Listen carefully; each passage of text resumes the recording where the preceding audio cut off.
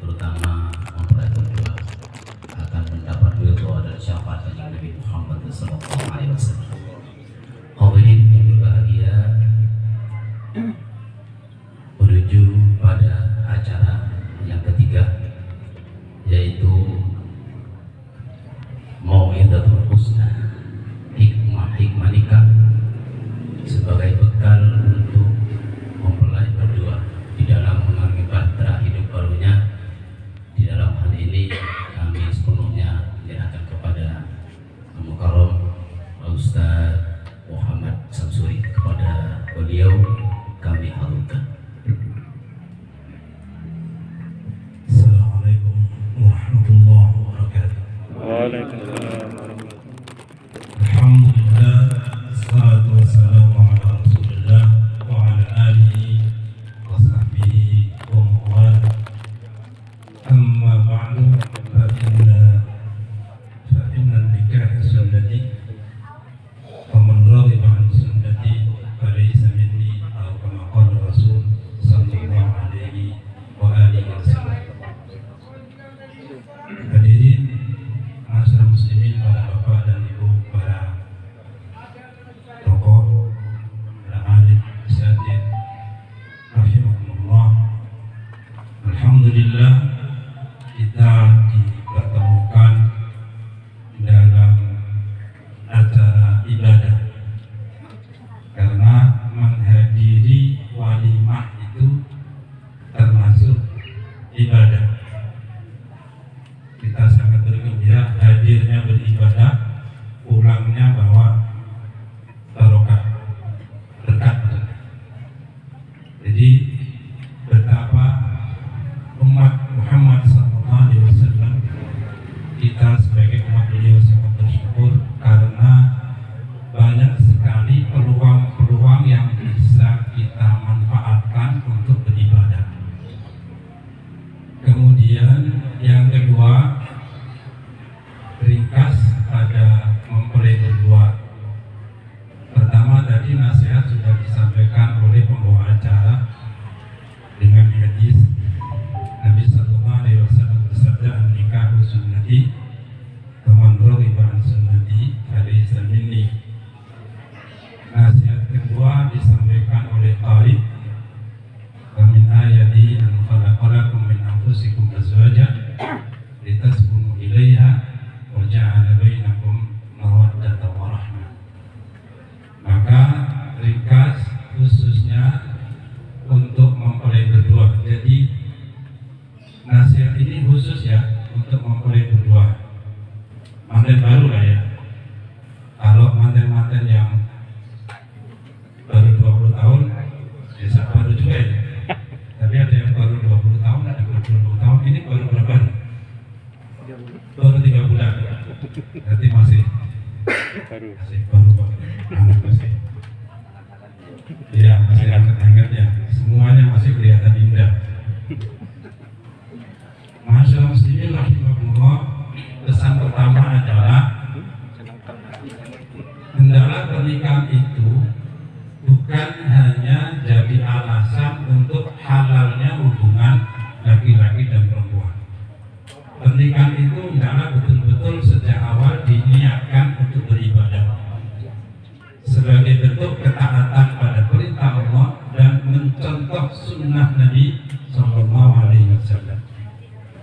Sehingga pada langkah-langkah berikutnya seluruh kegiatan dalam rumah tangga itu disebut dengan ibadah, selama dengan mengikuti aturan yang telah ditetapkan oleh Allah dan Rasulnya Sallallahu Alaihi Wasallam.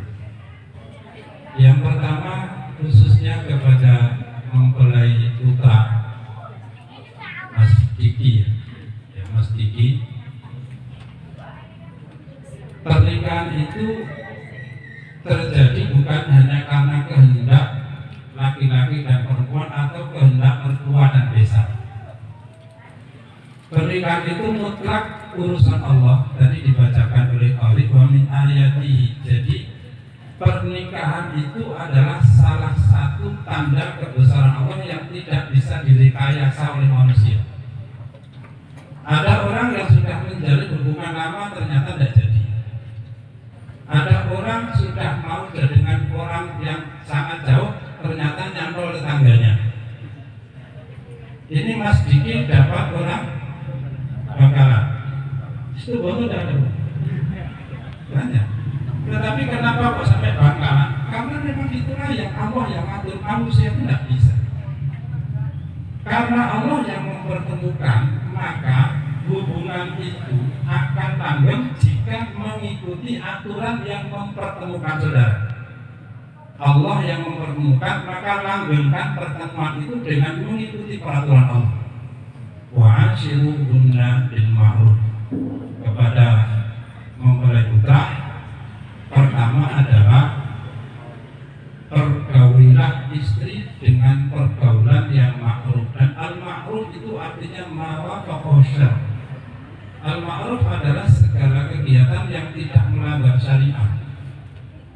Maka berbicara dengan istri dengan pembicaraan yang ma'ruf, memberi makan kepada istri dari harta yang diperoleh dengan cara ma'ruf.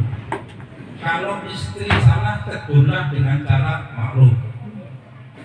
Maka Rasulullah SAW kemudian menetapkan satu ukuran laki-laki yang baik itu khairukum li ahli.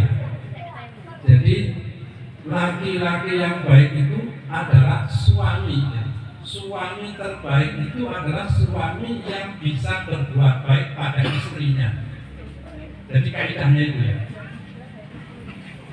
Ada orang bisa berbuat baik kepada tetangga, berbuat baik kepada teman, berbuat baik kepada rekan sejawat, tapi tidak baik sama istrinya. Padahal Rasul mengatakan orang laki-laki itu disebut baik kalau dia baik pada istrinya.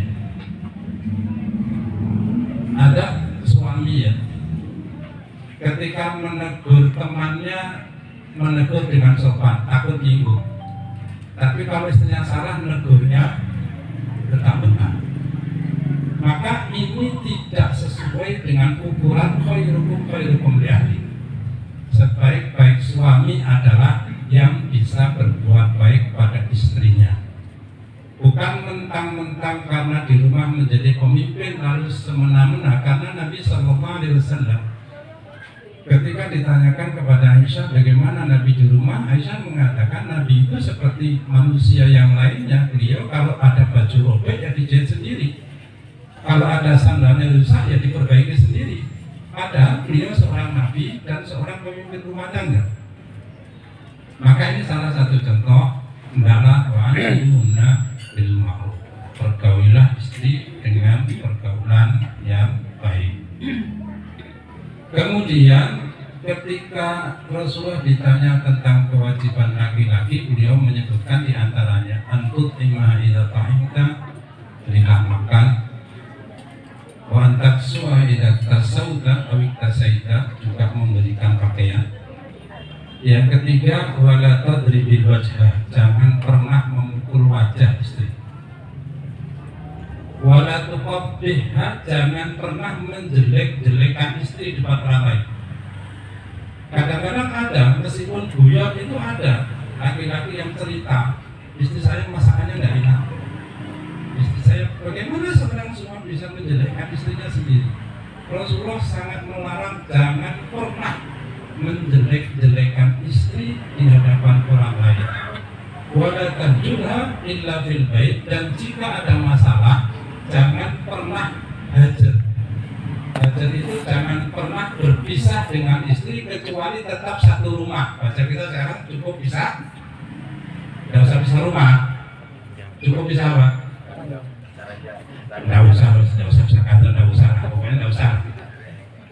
Bisa ranjang pun juga berat. Berat, masih hujan. Jadi masalah muslim artinya apapun yang ada dalam rumah sebenarnya pasti bisa diselesaikan. Dan masalah muslimin rahimakumullah, Allah Subhanahu wa taala berfirman, jika kau melihat kekurangan pada seorang istri, kebaikannya itu sangat banyak. Jangan sampai hanya gara-gara satu kekurangan lalu seluruh kebaikan seakan-akan hilang. Jadi ini pesan pada mempelai putra. Kemudian ringkas untuk mempelai putri juga hendaklah menjadi harta paling berharga bagi suami, karena sabda Nabi Sallallahu Alaihi Wasallam diriwayatkan oleh Ibnu Majah, beliau bersabda, tidak ada sesuatu yang lebih baik dan berharga bagi seorang suami ba'da taqwallah. Jadi kekayaan suami itu pertama takwa kepada Allah, kekayaan kedua zaujah sholihah, istri sholihah yang membantu suami untuk keimanannya atau membantu suami dalam meraih akhiratnya. Jadi kepada saudari Hikmatul Izzah, hendaklah menjadi wanita kekayaan suami yang paling berharga setelah takwa, yaitu menjadi wanita sholihah. Yang ciri-ciri wanita sholihah itu sudah sama-sama sering kita dengar. Jadi kepada pengantin putri, mudah-mudahan bisa mendengar. Idza nadarta ilaiha sarratka, istri yang sholihah itu adalah istri yang menyenangkan ketika dipandang suaminya. Ini catatannya ya, menyenangkan ketika dipandang suaminya, bukan menyenangkan ketika dipandang orang lain. Jadi jangan sampai berdandan untuk dilihat orang lain. Ini karena sekarang zamannya ini sosmed itu banyak ya kiriman-kiriman yang kadang-kadang ini siapa ini, berdandan untuk siapa dia, untuk dilihat siapa. Padahal perempuan itu dia berdandan cantik untuk menyenangkan suaminya. Tidak nalar kami lihat sahabatkan. Jadi selalu membuat suami itu senang melihatnya. Sampai ada seorang wanita berpesan kepada putrinya ketika putrinya menikah, jagalah mata suamimu, jagalah hidup suamimu, jagalah mulut suamimu. Gimana caranya? Jagalah mata suamimu dengan tampil cantik di depannya. Jagalah telinga suamimu dengan ucapan-ucapan yang mesra di depannya. Jagalah mulut suamimu dengan mendengarkan perkataannya. Karena kalau ini dilaksanakan, keluarga itu betul-betul indah. Suami bicara, istri mendengarkan. Suami capek, istri menyambut dengan senyum. Cuma senyumnya Mbak Izzah ya, senyumnya jangan nunggu tanggal 1. Tanggal 1 senyum, tanggal 2 hilang senyumnya. Menyenangkan suami. Kemudian wa idza amarta atau akan jika diperintahkan dia mentaati perintah suaminya selama perintah itu bukan perintah untuk bermaksiat kepada Allah. Dan yang ketiga, jika suami tidak di rumah maka istri mampu menjaga diri dan kehormatannya. Masyaallah muslimin, dan kepada mempelai putri selanjutnya Rasulullah SAW pernah bertemu dengan seorang wanita. Beliau bertanya, "Amtazawwijatun anti, apakah kamu wahai wanita sudah menikah?" Wanita itu mengatakan sudah. Maka Rasulullah mengatakan, perhatikanlah tingkah lakumu pada suamimu, fa innahu jannatuki aw naruki, karena suamimu bisa mengangkatmu ke surga, tapi juga bisa membuatmu terlempar ke neraka. Jadi berhati-hatilah para istri dalam tingkah laku dengan suaminya. Wal akhir, Rasulullah SAW memberikan kabar gembira bagi para wanita sholihah. Beliau bersabda, "Idza shallatil mar'atu khamsaha," jika seorang wanita sudah sholat 5 waktu, wa shamat syahraha, dan berpuasa di bulan Ramadan, wa ahsanat farjaha, dan menjaga diri dari perbuatan zina. Tinggal nambah 1 saja. Jadi wanita seperti ini, kalau sudah sholat 5 waktu, berpuasa Ramadan, ia tidak berzina, tambahlah 1 saja.